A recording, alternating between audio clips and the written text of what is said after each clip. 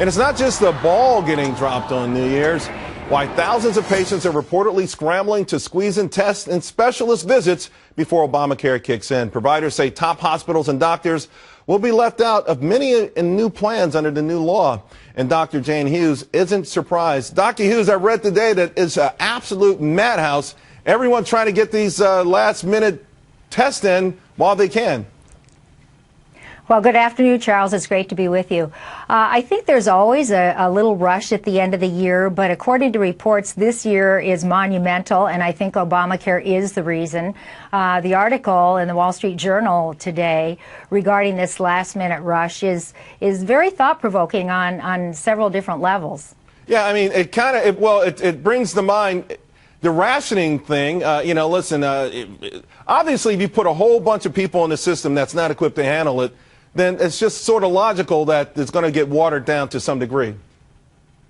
Well, and when you talk about access to care, which is what this last-minute rush really is all about, is Americans fear that they're not going to have access to physicians and facilities, and I think their fear is well-founded. If you take a look now at the products being offered on these exchanges, at least 70% of them are HMO-style health insurance plans, which sharply reduce access to physicians and facilities.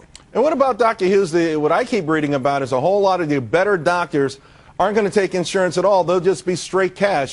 So once again, the privileged who can afford it will be able to have all the great services, but even people who are newly insured won't have access.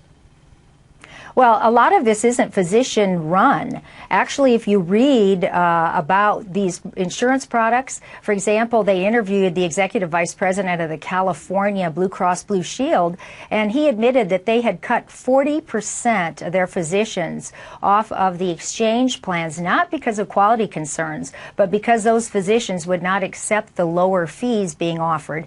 And he actually reiterated that the basic purpose of these plans was affordability and moving towards a lower cost point, if you will. So I think that physicians are not the movers and shakers behind this limited access. It's actually the Obamacare construct. Well, moving and shaking is what's happening to a whole lot of people out there afraid they won't get the best care anymore. Dr. Hughes, thanks a lot. Really appreciate it.